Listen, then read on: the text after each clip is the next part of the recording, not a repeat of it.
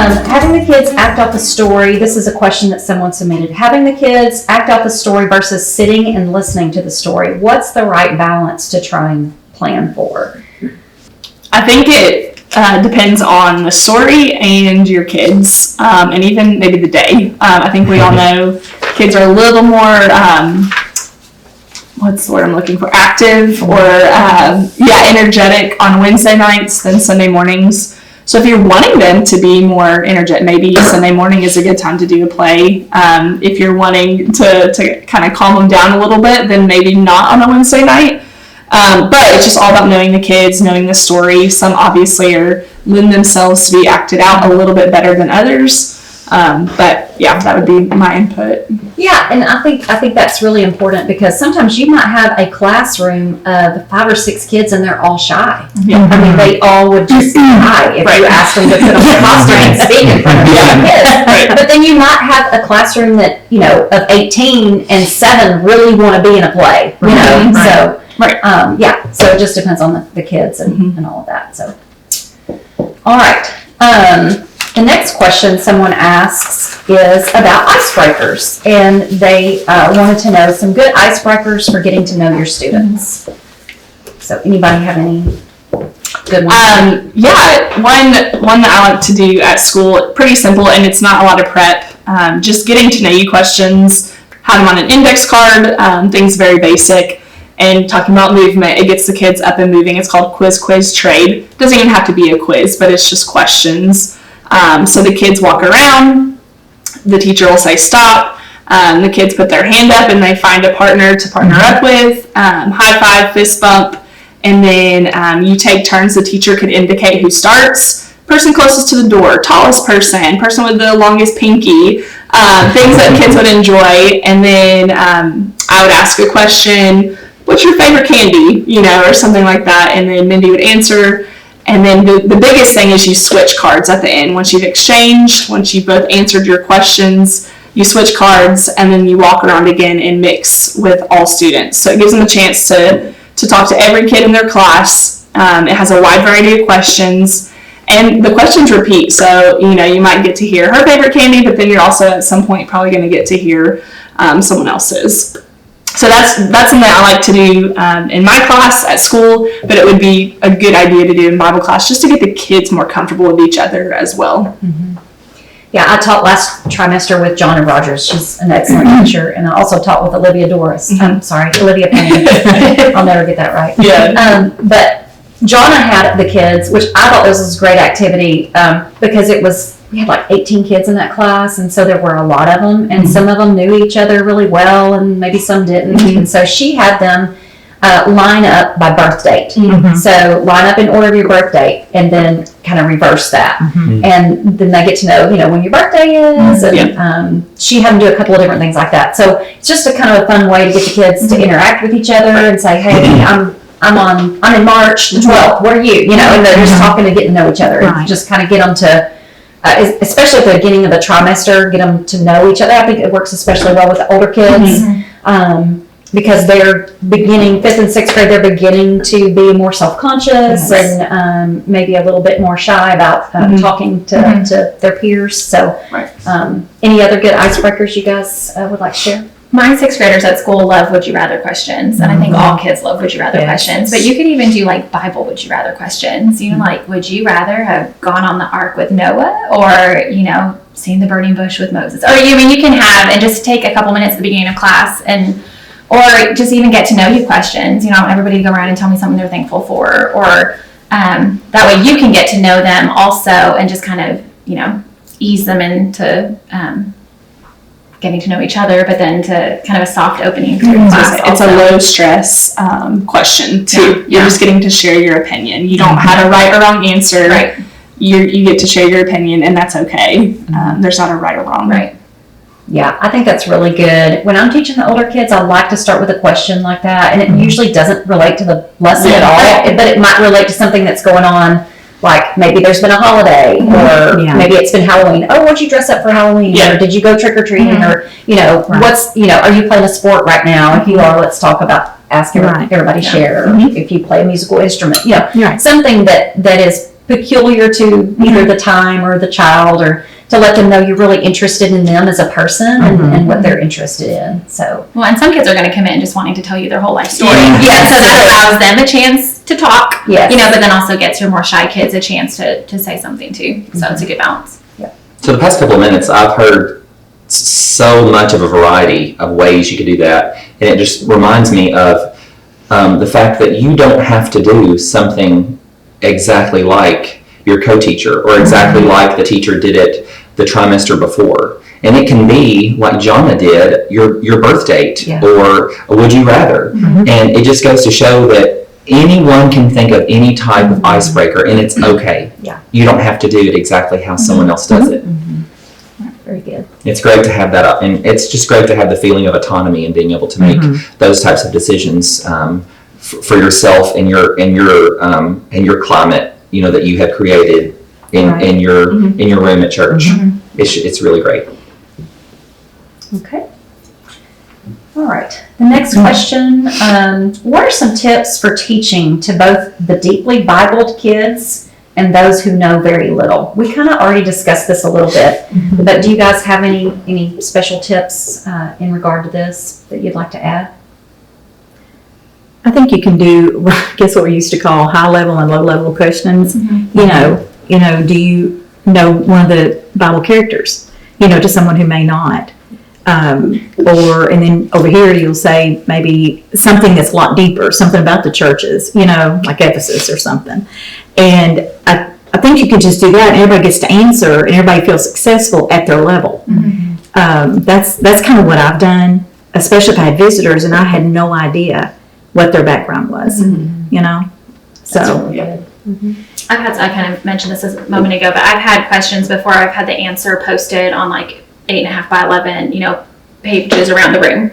And when I ask a question, stand up and move to what you think the answer is. And so the kids that know it, they're going to beeline right there. And the kids that aren't sure, they can just kind of follow the crowd too. And they don't have to be, they're not on the spot. And nobody looks like, hey, you're following me. Like, well, we're all going that way, And so it gives them a chance to feel successful without being in the spotlight too, of being asked an individual question. That's a great idea. I love that. That's fantastic. I'm going to use that.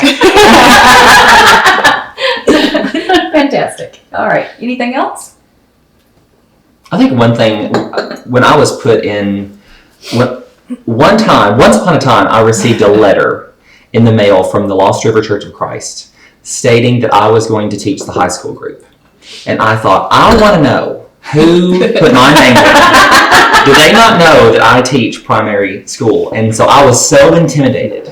I'm thinking about these people that are shy or just intimidated to be in front of anyone talking or teaching. And I was so intimidated by that. And I just knew, they had been through the Bible, or they had, because I was not someone that grew up in the church.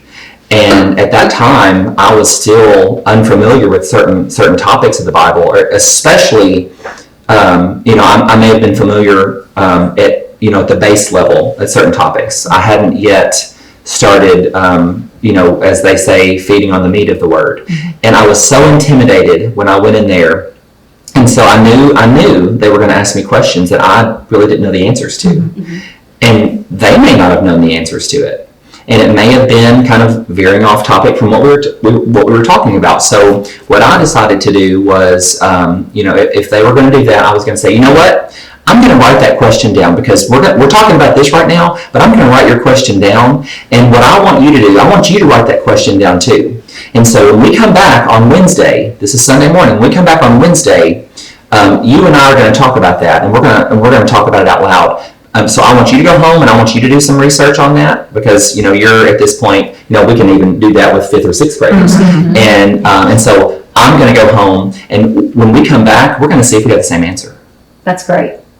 And I was so scared. I was scared to death. And I'm thinking about these teachers that are, scared to teach 5-year-olds, or they're scared to teach 11 and 12-year-olds. And that's something that you can do to kind of protect yourself, and also allow those deep thinkers and those ones that are so intrigued to grow for themselves too. Yeah, that's really good.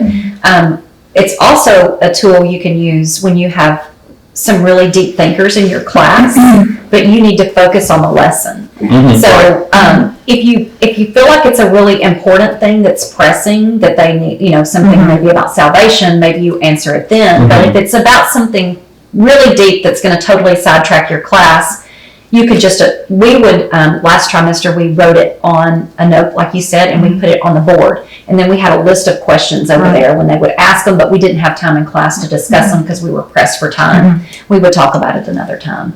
So, so sometimes you have to do that, even if you know the answer, but you know it's going to lead into a lot of other things and a lot of other questions, because the questions keep coming on some of those other things. And that goes back to what they were talking about with lesson prep. Making sure that you're staying on topic, but you're still servicing that student and their needs and what they have on their heart. And you want them to know that their questions are valuable. Yeah, and absolutely. We want to talk about that with you. So, yeah. Okay. Can you give some examples or tips for telling a captivating story, especially if the story is short? Yeah, I mean, for me, I just try to come up with those sparks, I guess, and just make connections. Brain teasers or anything that can connect it back to their lives. And then I think if the story is short, then application would be longer. So if your story is shorter, then obviously you need to spend a lot longer on application, how the kids, and I'm speaking 5th and 6th grade a lot, but how they can apply it to their day-to-day life is what I would spend more time on, real world scenarios. Well, in those situations too, if you've got in a category of 10 minutes for the lesson or whatever, go 5 minutes for the lesson and go into another activity or something to reinforce your lesson. Just some kind of hands-on or even role play, something like that, hey, this is a short story. Who wants to be Moses? Who wants to be Aaron? Things like that. And hey, you all get up here and let's do this. This will be fun.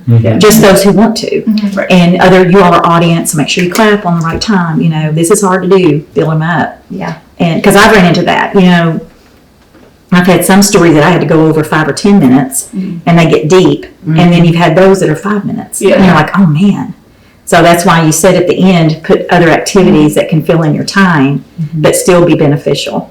Yeah, and I think it too, a lot of times we don't make the time in our Bible classes to review the books of the Bible or to review basic Bible facts that they need to know. And I think we fill our classes up with so many activities and stories and things that are good and are important, but sometimes we need shorter stories so we can review Our basics. some basics. Yes, I So, because I think we were finding before we started this, when we used to have the Sunday night kids class, we were finding that our kids didn't have a lot of those basic skills because we had spent a lot of time on lessons and they knew the Bible pretty well, but they didn't know the books of the Bible maybe in order like they needed to or whatever. So so we used our Sunday nights for that with the kids. It worked out really well. And I think this year, direct application with our memory verses, that's something that we have done almost every class, come up with some kind of game or activity to reemphasize that Bible verse. And that takes a good chunk of time, but it's also, making the kids, I hope that they feel excited in the auditorium when we say it out loud, that they know that that's what we've been working on in Bible class, and we try to apply it to the lesson that we might have. But that is something that we have done, and it can, fill some time if you have a shorter story, is to dive deep in the memory verse. That's great. And for small kids, particularly 2s, 3s, and 4s, sometimes I think we forget that they need to review right then. After you've gone over the story, they need to review as soon as you're finished, because they may have zoned out, and that goes back to them being able to sit 2 or 3 minutes at a time. They may have zoned out, and it'd be great to review right then the story. Like, who fought the battle? Yeah. Who was that? Oh, you said it was so and so. Oh, okay, and write it on the board. Now, you mean Miss Janice did that? Oh no, that was. Oh, okay. And just Like telling it wrong, I think that gets them really engaged. Telling it wrong or using the wrong name definitely kind of perks their interest. Yeah. Well, and sometimes those shorter stories, that can be when you add more engagement too. Like if it's a letter from, Paul, like you can bring in the mailbox and you can have it be this big deal. Like, oh, look what we got today, and we got this letter and let's read it. And I remember one time in, I think it was 3rd grade class, I guess I put things around the wall a lot that I'm noticing as I'm talking. But I remember having like pictures around the wall and I had a flashlight and it was a Wednesday night in the summer. And so the blinds were open, but the lights could be off. And so it wasn't, scary dark in there. And as I told the story, I put the big flashlight on the picture I was doing. And so then they could all turn in their seats and see. And just something as simple as that is just printing it off and posting it. It wasn't a long story, but making it a little bit more mysterious. And, now we're going to see what's coming next. And I mean, it just, sometimes you can elongate a story if you're worried about time by just adding a little bit more, The way you tell it. creativity and storytelling. Yeah. Yeah, and I guess you could do it with any age, but mainly with maybe 1st through 6th grade, is bringing, like especially in the Old Testament, when there's something that's being talked about in the Old Testament that you have no idea what it is, and then you pull it up and bring up a picture and show the kids, well, this is, you've probably never heard this word, this is what this is a picture of what it probably looked like, or something similar to this, and I think making it real to them, Yes. how you can make that real, whether you bring in an object or you talk about the process of how they made purple cloth, or however you can do that to demonstrate that these were real events that happened to real people, Right. and this is that we are reading the history of people from the beginning of time, Right. Yeah. and making it real to them is really important, I think. Yes. All right, well, that is all of our questions for lesson preparation. From here, we're going to go on to classroom management. We're going to take a short break.